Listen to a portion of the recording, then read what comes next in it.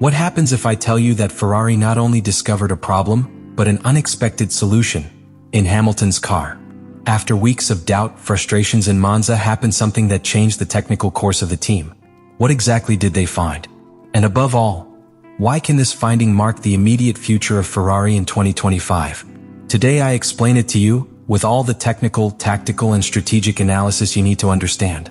The classification of the Italy 2025 prize witnessed an unexpected phenomenon that began to take shape not on the track, but on the servers and computers of the Maranello data center.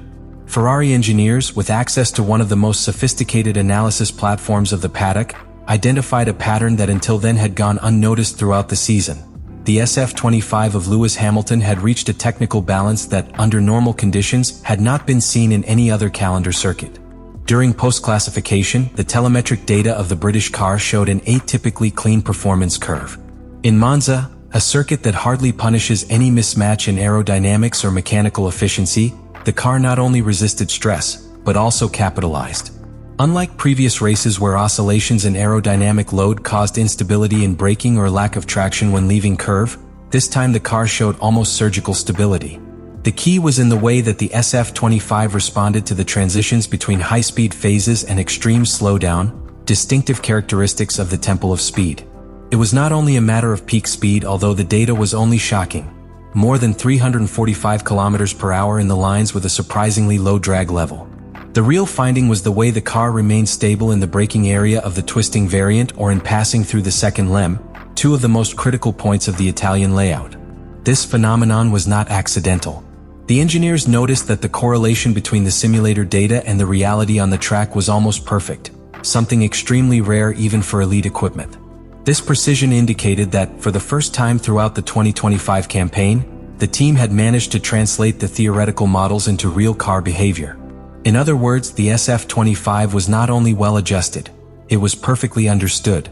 The most shocking thing for Ferrari's technical department was to discover that part of this improvement was not only due to the new aerodynamic package, but to the way Hamilton had interpreted and adapted the car to his personal needs. His driving style, more aggressive at the curve entrance but progressive at the exit, now aligned with the new low-drag aerodynamic configuration and with a more efficient management of the rake. This allowed the airflow below the car to work in harmony with the diffuser, generating load without penalizing the speed. The improvement in performance was not an isolated issue. The simulations showed that this configuration had reduced the loss of charge by 18% by following another car, which gave Hamilton a greater attack capacity without excessively degrading the tires. The situation became even more complex due to another factor: the nonlinear aerodynamics of the SF25. The car had a very narrow loading window, which meant that small changes in height, rake or distribution of weights could radically alter the way in which the aerodynamic load was generated and distributed. In the first grade awards, Ferrari was constantly outside that window, trying to adjust the car with patching solutions that did not solve the background problem.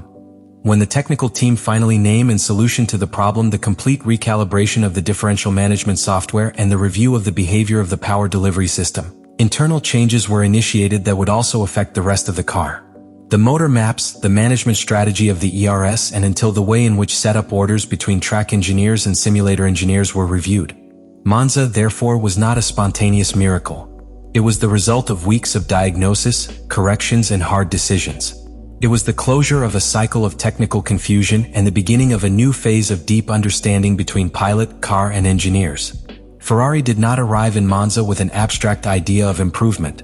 He arrived with a precise plan, measured in millimeters, modeling in CFD and validated in countless wind tunnel hours.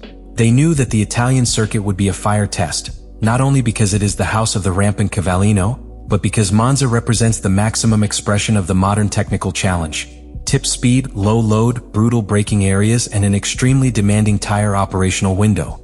There is no room for error or for improvisation.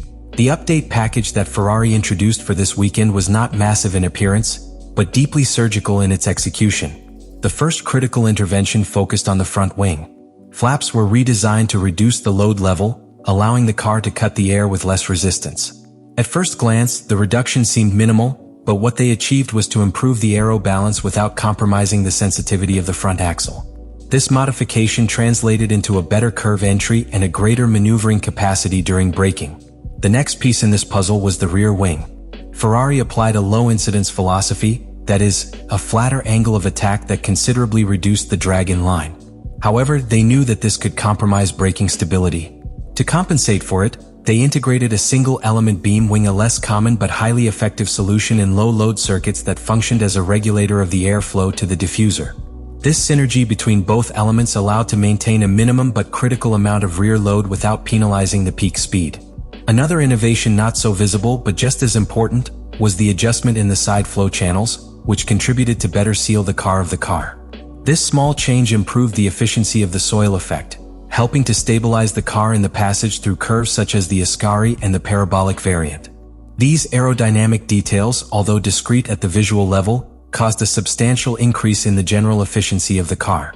However, the true revolution was at the combined work between chassis and electronics. Ferrari had partially redesigned the motor maps and its interaction with the electronic differential, incorporating adjustments that allow better control of the motor torque delivered to each rear wheel. Thanks to this, the car no longer suffered those unpredictable reactions that we saw in previous dates, especially in medium traction phases. This update allowed Hamilton to fully trust the power delivery when leaving the curves, especially at critical points such as the second chicane or the two Lesmo curves, where stability in the rear axle made the difference between a good turn and an unstable return. In addition, the team made changes in the suspension configuration, especially in the front geometry. Caster and camber values were adjusted to give Hamilton a more direct direction, capable of supporting rapid trajectory changes required by Monza without decomposing the balance of the car.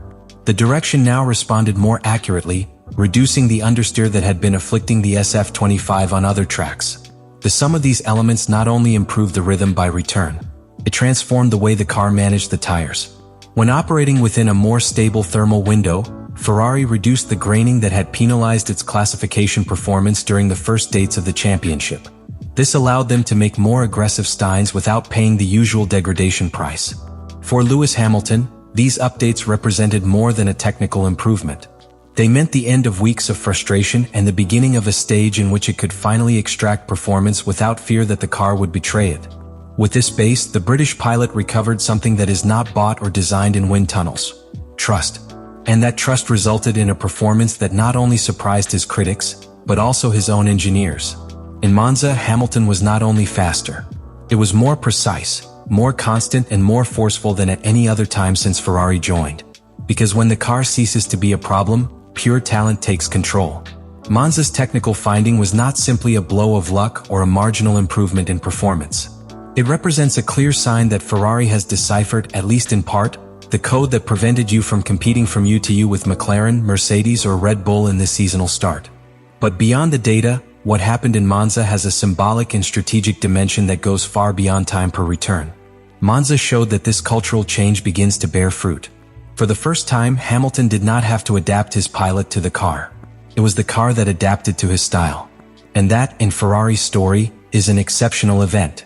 Because historically, Maranello has been a team that builds cars for his idea of what a pilot should be, not for the needs of a specific individual. What happened here marks a turning point.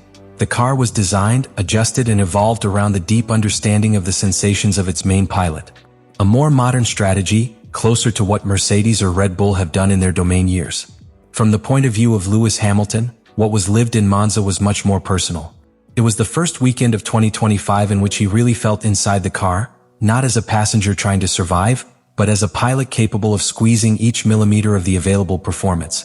The trust he recovered in the braking, the aggressiveness with which he could attack the pianos, the naturalness with which the car responded in the transitions. All that represents something that goes beyond the result itself. It represents the recovery of its competitive essence. Hamilton did not arrive in Ferrari for money, or by marketing, even for nostalgia. He arrived because he wanted to be champion again. I knew it would not be easy. He knew that Ferrari for prestige is the biggest challenge in motoring. And I also knew that the process would be slow. But what he found in Monza was something that he did not even expect so soon.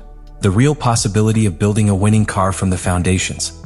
Do not inherit a dominating machine as it did in Mercedes, but to create a new era of success with its signature in the technical DNA of the project.